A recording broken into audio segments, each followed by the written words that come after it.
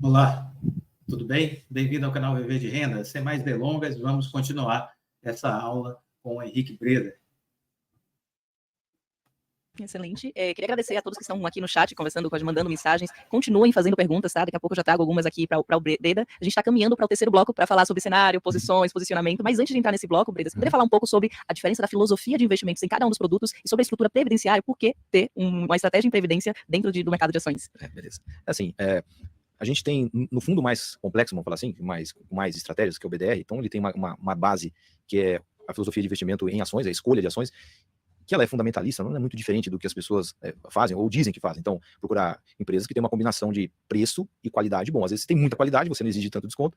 Se a qualidade você não está muito confortável com aquilo, você exige muito mais desconto. Então, é uma análise de risco, isso te dá um preço mínimo para você pagar naquilo, né? Ou no caso, um preço máximo, você não quer ir além da conta, então um bis não vale infinito, você tem que ter uma margem de segurança. E isso, apesar de parecer simples, você seguir isso, depois a gente entra, ele é muito mais difícil. Você postular que compra empresa barato, é tranquilo você falar isso. Você identificar a empresa barata também não é tão difícil. O difícil é você comprar essa empresa barata quando tudo está dizendo que é para vender. Isso é o difícil. Você, de fato, seguir o processo. Estabelecer o processo não é tão difícil. Então, essa estratégia está em todos os fundos da Alaska. No caso do BDR, a única coisa que a gente faz é que a gente tem um view adicional sobre o câmbio e o câmbio escorrega para os juros. Então, a gente tem alguma posição em juros e câmbio, eventualmente pode ter. No caso, hoje tem. Então, para ações, não muda nada. Todo mundo é o mesmo método de análise. Inclusive, quando o BDR tiver ações, né, de empresas estrangeiras, a análise continua sendo a mesma. Valuation, call, fazer conta, entender o bis, geração de caixa, não tem muito o que fugir. O complicado desse processo todo, e aí a gente pode entrar um pouquinho em posição, e posições das quais a gente pode falar, né? Porque a gente está, só para um comentário, a gente está, se não me engano, em 10 cadeiras de conselhos, conselho de administração, conselho fiscal, e eu posso até julgar que não tem nenhuma informação relevante para ser publicada, né? Eu posso até julgar isso, mas por precaução, o fato de estar lá pode gerar conflito, pode gerar alguma indução que a gente prefere não comentar, coisas específicas sobre a empresa. Mas aí tem várias que a gente pode falar. Então, uma dificuldade do processo é você fazer aquilo que tem que ser feito, apesar do estômago estar meio revirado. Que foi o que ajudou muito em 2023 foram as posições de Petro e Banco do Brasil. Num momento onde um novo governo eleito, o mercado extremamente preocupado com a possível interferência do governo nas estatais, isso é algo consensual, então quanto mais o mercado fica preocupado com uma empresa, mais o preço cai. Ou seja, a ação incorpora o pessimismo, a ação está paradinha. Então toda opinião emitida pelo mercado interfere na natureza daquele preço. Então se a gente começar a comentar sobre a qualidade dessa mesa aqui, não, acho que essa mesa é muito boa, esteticamente bonita, estável, quanto mais a gente falar sobre ela, a mesa não mexe. E se a gente chamar especialistas em mesa e todo mundo elogiar a mesa, meio que a mesa não vai mudar. Só que se não fosse uma mesa, fosse o preço de uma ação, a gente começa a contratar aqui um monte de especialistas, eles começam a emitir opinião sobre a ação, acho que essa empresa é complicada, eu acho que vai ter interferência do governo, acho que tem risco regulatório. Quanto mais eles falam, mais o preço cai. Mais o preço cai. Até o ponto em que tudo isso já está meio precificado. Isso já está ali. A opinião interferiu no preço, mas a opinião não interfere na realidade. A realidade, o que vai acontecer, a gente não sabe. Temos algumas opiniões, temos, sei lá, estimativas, mas a realidade mesmo a gente não sabe. Mas o preço já está sendo alterado pela opinião das pessoas. E aí a performance vai ser a diferença entre a expectativa e a realidade. Qual que era a expectativa com relação às estatais? Interferência, vai usar as estatais de novo para ter financiamento, não sei o que lá, beleza. E os preços das estatais caíram.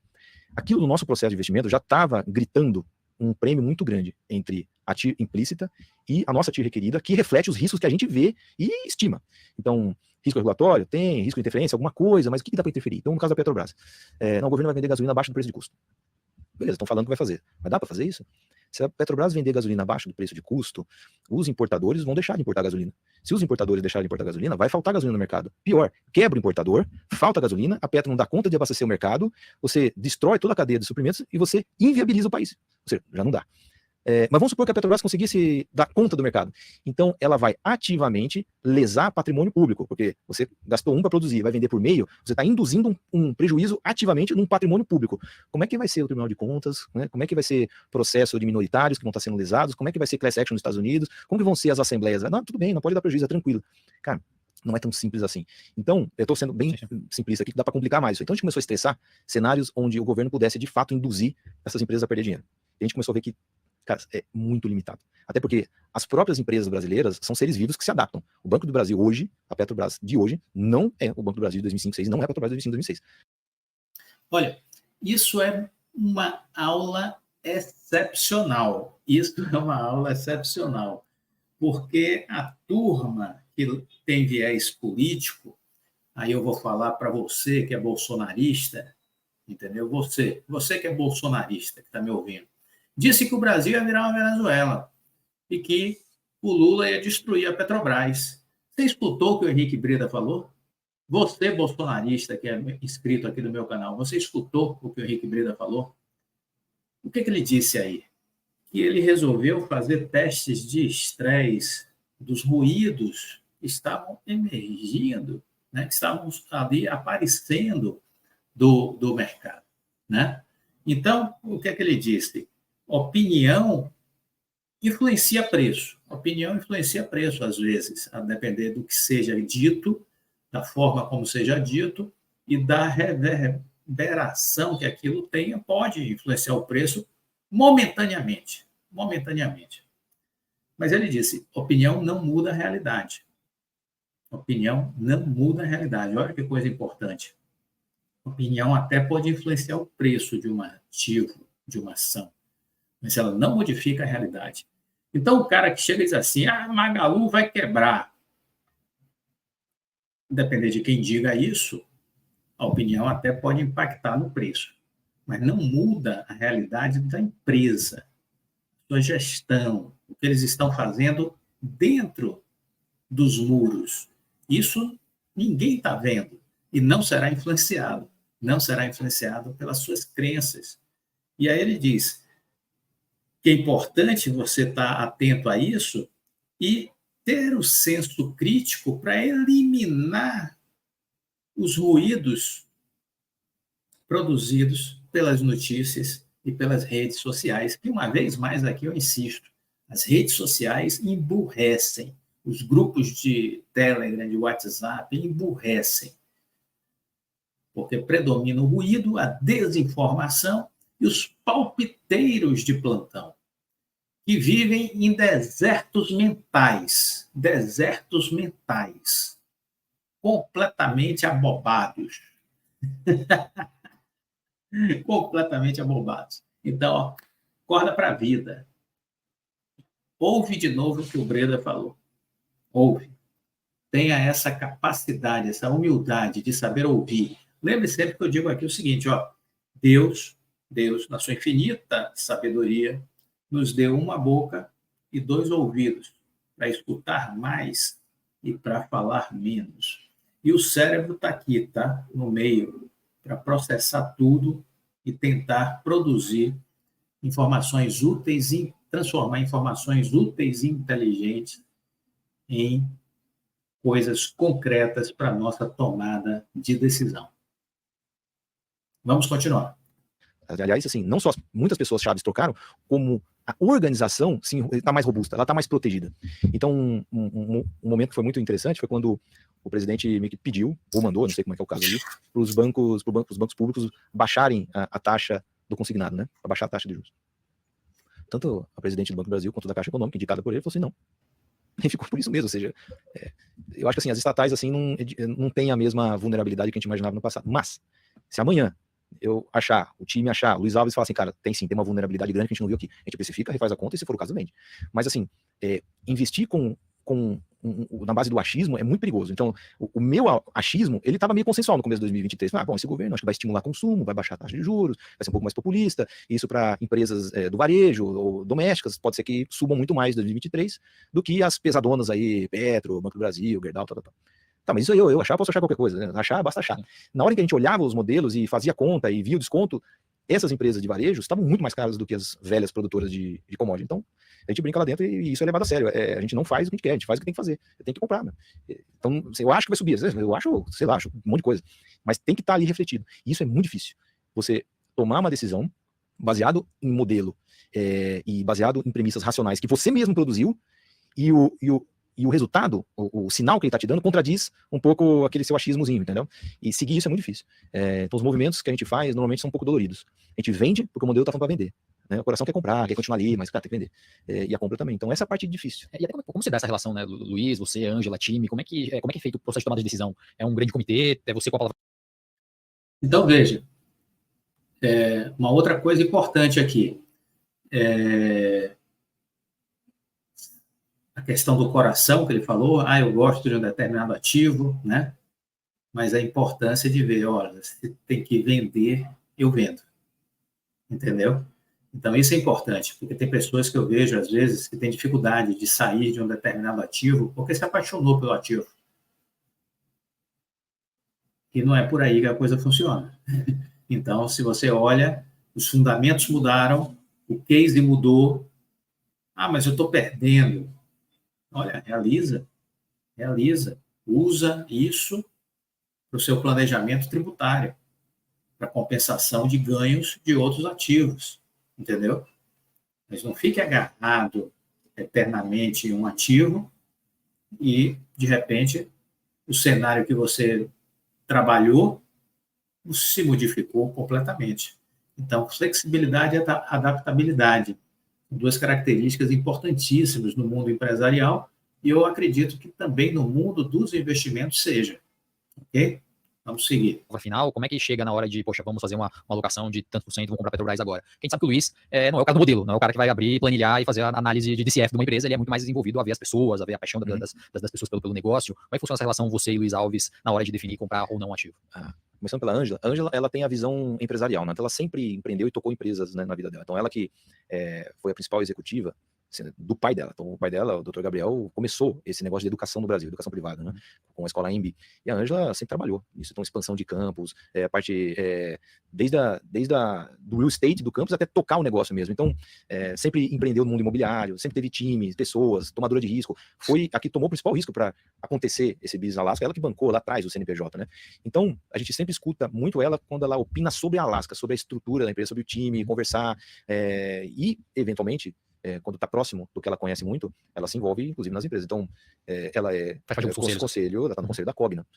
O mundo dela sempre foi o mundo da educação, então ela entende de matrícula, captação, como é que está, provisão. Então, estamos aproveitando o máximo que dá.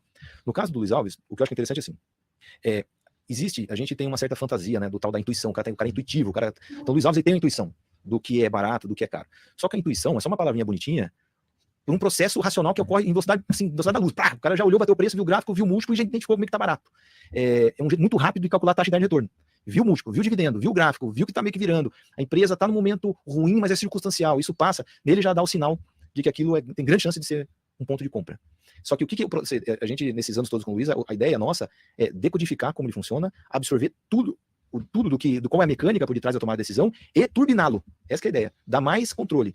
Então, o cara é um piloto muito bom e está pilotando um carro mais ou menos. Se você dá mais controle, melhora o pneu, melhora a suspensão, o cara vai voar. E foi o que aconteceu com o Poland, fundo do Luiz, quando a gente acoplou ali o time Alaska. E dele com o time Alaska que estava desgarrado antes do Luiz Alves. Então, o processo do Luiz, apesar de ser muito simples, isso você desmembra num processo que fica até um pouco mais complexo. Então, ele olha 4 coisas na empresa. Primeiro, tudo parece muito simples, bobagem, mas cara, o assunto é sério. É profundo, né? Primeiro ele tenta identificar se a empresa existe. Essa empresa existe mesmo? Como assim? Tá, normalmente, sim, em picos de mercado, o pessoal consegue listar a empresa que não existe. Estados Unidos não existir, não é que não tem nada, é uma casca ali, um monte de promessa, uma empresa de PowerPoint. A empresa existir, tem a fábrica mesmo, tem um lugar lá, tem os galpões, existe ali o pessoal, um monte de gente, 4 mil pessoas trabalhando. Existe uma presença real, física, tangível, com substância. Beleza, tá bom, então existe. Não estamos olhando fumaça aqui. Outra coisa, essa empresa é boa de serviço? Naquilo que ela se propõe a entregar, ela é boa, ela é top. Então o produto é bom, a marca é boa, o serviço é bem feito, né, tem qualidade. Não precisa ser a primeira, mas a primeira, a segunda, tá ali brigando para fazer algo bom. Beleza. Terceiro, não adianta ela existir, o produto ser bom e os caras ser pilantra. Tipo, os caras ali por detrás do negócio, os donos, os executivos, são pessoas em ordem, são em ordem. Não é assim, não é todo mundo São Francisco de Assis, não é isso. Mas é em ordem, confiável, dá pra você conversar, o cara te olha no olho, cumprimenta, vê, você liga, ele atende, responde, fala que errou, fala que acertou, né, pessoa real, tentando fazer a coisa certa, é em ordem, beleza. E o quarto ponto é o seguinte, beleza, a empresa existe, ela é boa de serviço, os caras são bons, mas qual o preço? Vão pagar infinito. Tem desconto? Então é uma nota de R$100 valendo R$20, porque se for uma nota de R$100 valendo 100, vamos fazer outra coisa. E aí entra toda a conta mesmo, o valuation. E aí onde que eu acho que o time Alaska consegue ajudar muito para os investidores que às vezes estão sozinhos, né? Que era o caso um pouco do Luiz Alves antes da Alaska. Se você vê um negócio que é um pouco maduro, ou não cresce tanto, ele é aquilo ali há muito tempo, então, tipo Gerdau, Banco do Brasil, Vale, você consegue fazer mais ou menos o valuation a olho nu, não é muito difícil. Então se você olha uma empresa que, vamos supor, para facilitar, a empresa cresce 0, e ela está com o price earnings, o preço-lucro está 5 vezes lucro. Você sabe mais ou menos que a tira implícita ali é 20%. Imaginando que o lucro está estável, então já saiu dali a depreciação, que é basicamente o CAPEX. Então o lucro líquido é muito próximo do que a geração de caixa de verdade. Então você está pagando 5 vezes, mais ou menos sua tira ali é de 20%, não tem muito segredo. Agora, se a empresa está 20 vezes lucro e cresce 10% ao ano, já o negócio já não é tão óbvio. Então 20 vezes lucro é 5% de tira ali, baseando, se não tiver crescimento. Com os 10% já viram uns 15%. Mas se 10% é mesmo? Tipo, é sustentável esse 10%? E quando a empresa está 50 vezes lucro e cresce 40% ao ano? Cara, já ficou complicado de ver a olho nu. Então, você vê um carro passando assim na sua frente devagarzinho, você já meta 20 por hora. Passa um carro, passou com tudo, você não sabe. Se é 150 por hora, 100, 200. Então, aí entra a análise mesmo. E essa análise, ela é meio que segurar o cavalo pela crina mesmo, é difícil. Você tem que ficar indo na empresa, conversando, updatando o modelo o tempo todo, resultado a resultado, prestando atenção no setor, porque às vezes o que está acontecendo no setor vai afetar ela. Então, empresas de muito crescimento é mais difícil. Porque é mais difícil você ver o desconto, é mais difícil aquele crescimento acontecer para sempre, porque senão o negócio, o CAGR vai ficar gigante. Então, normalmente, uma empresa que é um investidor que está meio que sozinho, sem um time, normalmente ele tende a ficar com as empresas mais estáveis, porque você vê mais a olho nu. Aí, se você quiser se arriscar em business de crescimento, ligado à internet, é bom você ter uma bela uma equipe e que fique em cima olhando. E isso a gente se propõe a fazer. A gente se propõe, e toda aquela intuição rápida do Luiz, de saber identificar as pessoas, se o cara é em ordem, não é, o business existe, o pessoal é sério, tal, ele faz com maestria, porque ele já está nisso há mais de 60 anos. Isso é bonito de ver, como que ele faz isso, como é artístico mesmo, como que ele cumprimenta, como ele conversa.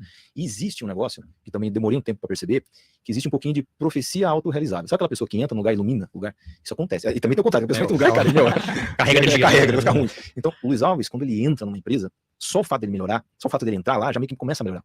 As pessoas olham para ele e se inspiram, gostam dele, né? Às vezes, aí sente muita confiança de chegar e perguntar. Eu já vi, cansei de ver, um monte, assim, centenas de conversa. Luiz, o que você acha disso aqui?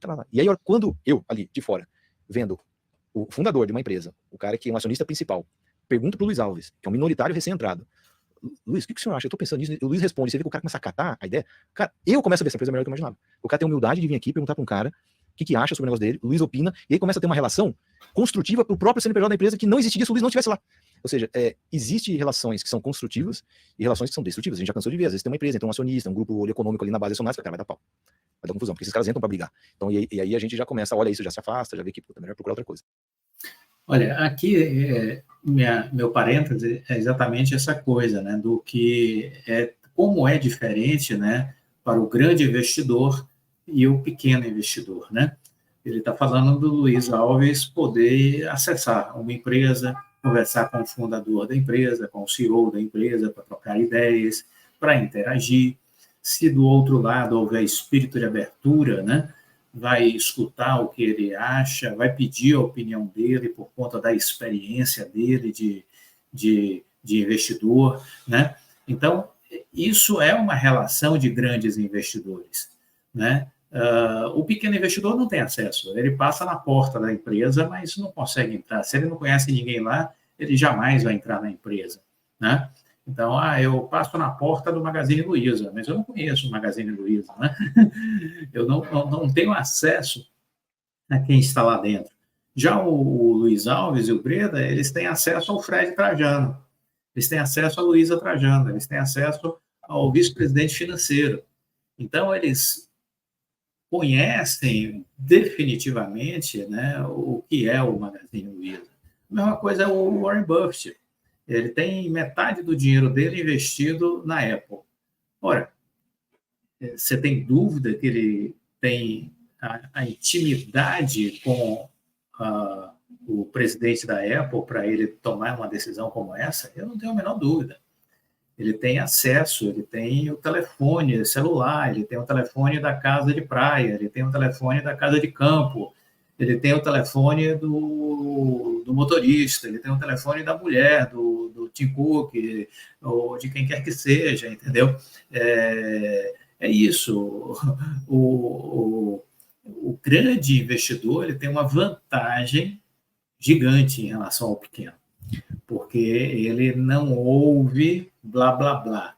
Ele não ouve noticiário, ele não toma decisão baseada em noticiário, ele não toma decisão baseada em política, nada disso.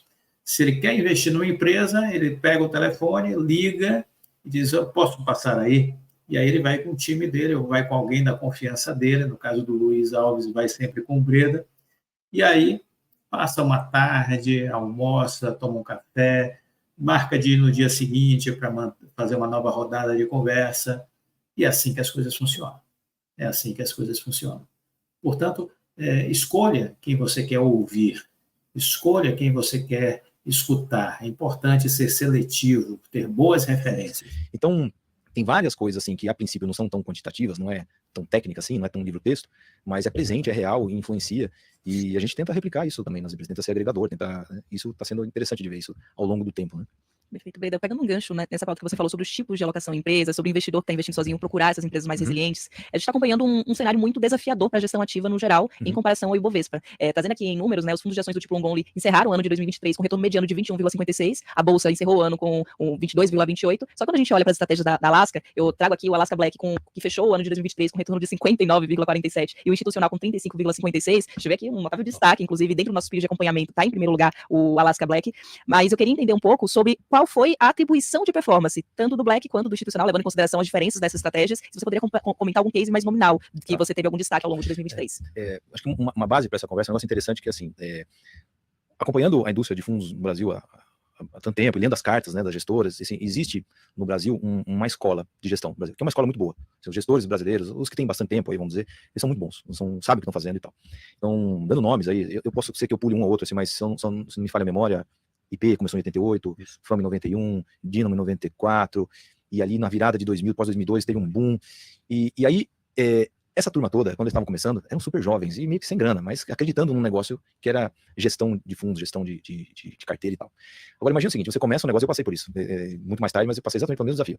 Você quer começar a gestora, você tem uma ideia, você tem um jeito de trabalhar e você precisa convencer alguém a pôr dinheiro com você. Você não tem track record, você não tem idade, não tem nada. Você vai convencer como? O que você vai falar para essa pessoa? Você fala, confia em mim, que eu sei o que eu tô fazendo. Não, cara, mostra alguma coisa. Então, a escola de investimento brasileira é a escola americana. Porque o que esses jovens, esses garotos, todos que são velhos, né? O que esses caras leram? Eles leram Warren Buffett, eles leram Peter Lynch, eles leram Philip Fisher, eles leram as cartas da Berkshire todo dia, né? Eles estudaram Charlie Munger, eles fizeram tudo isso. A escola de investimento americana é muito boa, os caras ganharam dinheiro pra caramba. Só que ela é americana. Ela é americana. E aí a gente tem que entender algumas coisas. O Brasil não é Estados Unidos. O que funciona para os Estados Unidos não necessariamente funciona para o Brasil do ponto de vista setorial. Então, se eu fosse americano, é óbvio que eu ia odiar a empresa de commodity, na média. Porque toda vez que commodity sobe, meu país vai pro saco. Porque sobe commodity, sobe a inflação, sobe o Fed Funds, e pô, eu me ferro. E americano não é muito bom disso. Americano é bom de serviço, banco, seguradora.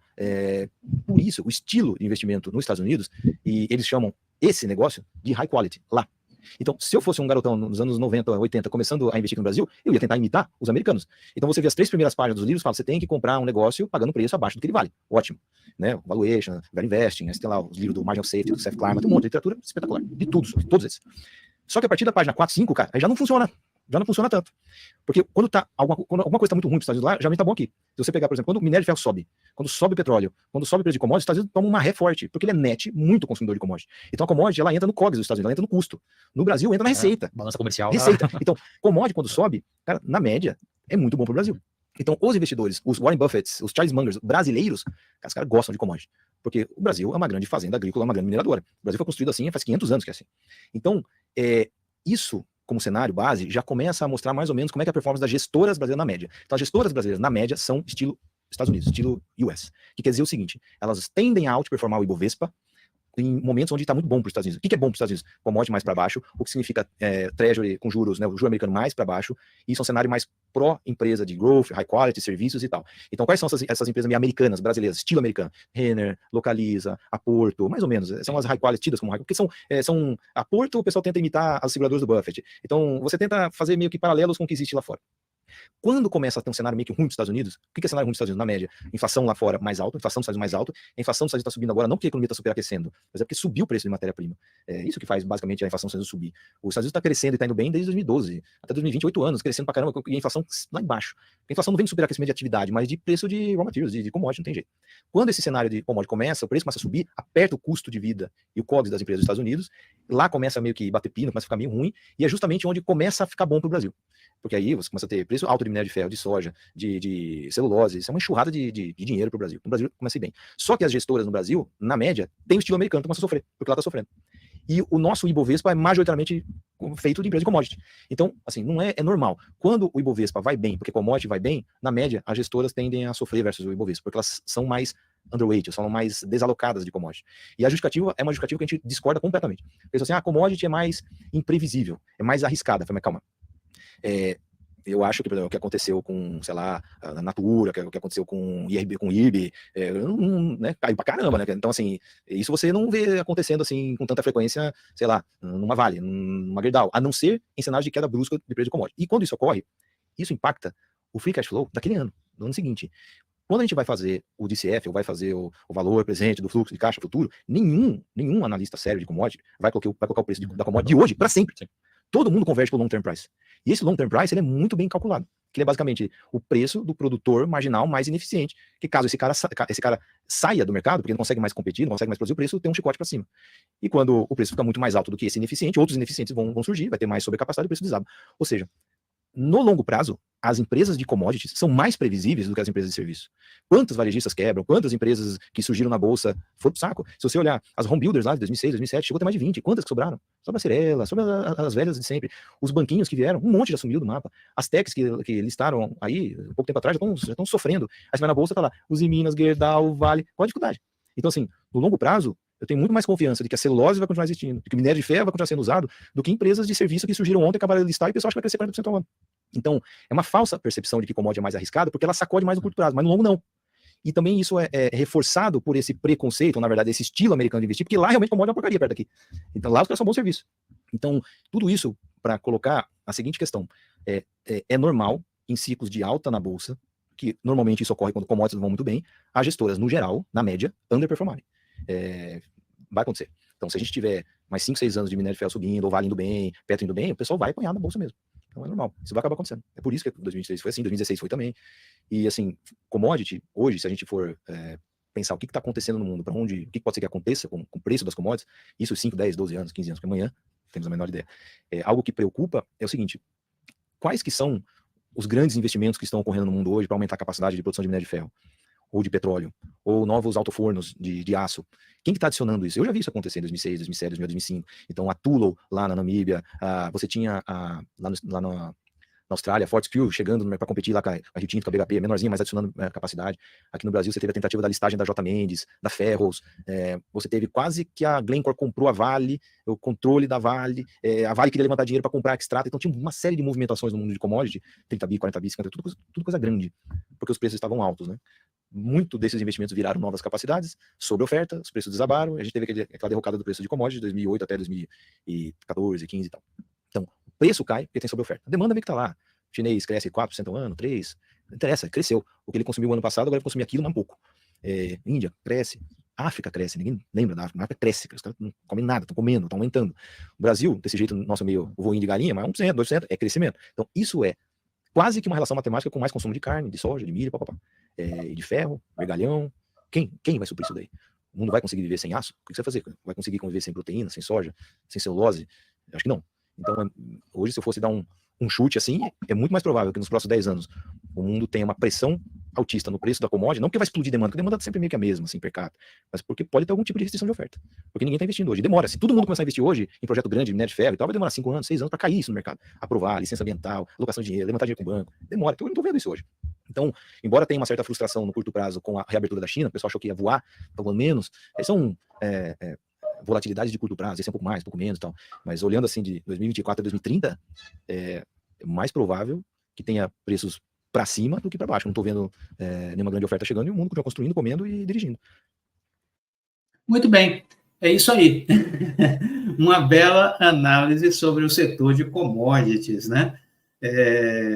Eu, por exemplo, tenho investimentos e 2 empresas que eu invisto são de commodities, né? 2 das minhas empresas são de commodities. Eu invisto na Prio e invisto na Vale, né? Óbvio que você tem que ter estratégia, óbvio que você tem que estudar, o Breda chama a atenção aí de uma série de coisas que você tem que estar atento, a concorrência, o mercado, são as tendências, são as transformações, mas, de novo, é um mercado previsível, o mercado de commodity, viu? Sofre na volatilidade, sim, sofre na volatilidade de curto prazo, mas no médio e longo prazo é quase sempre muito compensador. Você tem que sempre saber o momento de se posicionar. Esse é o grande segredo do investidor que tem sucesso, é saber escolher o melhor momento para se posicionar. Você não vai acertar no momento ideal de entrar nem de sair, mas você pode montar uma estratégia para performar melhor, tanto na entrada como na saída. Mas você acha que Prio e Vale são investimentos para longo prazo? Sim. E você vende? Sim. E recompro. Carrego para o longo prazo, mas não fico agarrado com as minhas ações. Existe um momento que eu acho que é adequado eu vender PRIO, diminuir minha posição em PRIO em 2/3. E tem um momento que eu acho que eu devo zerar a Vale e esperar uma correção, porque ela vai vir, e aí eu entro comprando de novo. Entenderam? Dinâmica, dinâmica, nada de ficar parado. Também nada de querer ficar em movimento o tempo todo. Isso também é errado. É movimentar-se na hora certa, na dose certa. Isso, é isso aí, entendeu? Vamos ainda ter um terceiro vídeo, uma terceira parte dessa aula maravilhosa do Breda. Espero que vocês estejam gostando, tá? Uma aula comentada aqui por mim, passando um pouco os meus sentimentos, e espero que vocês estejam curtindo. Para entender mais sobre essas coisas, olha, seja assinante da nossa seleção de empresas, mensalmente você vai receber um estudo em vídeo, com análise de cenários, vai conhecer os meus ativos, as empresas que eu estou estudando, e isso vai ajudar você na sua tomada de decisão. E venha fazer parte do nosso programa de mentoria. Aí a gente vai ombro a ombro ao longo de 12 meses. Você vai fazer a mentoria comigo durante 12 meses, ombro a ombro, toda semana a gente se encontra por videochamada, vamos conversar, trocar ideias, vou lhe passar a minha experiência, tirar suas dúvidas, e isso vai ajudar você a ter mais segurança para investir. Disso eu não tenho a menor dúvida, porque esse é o feedback de todos que são meus mentorados. Tá bom? Fique com Deus. Até a próxima.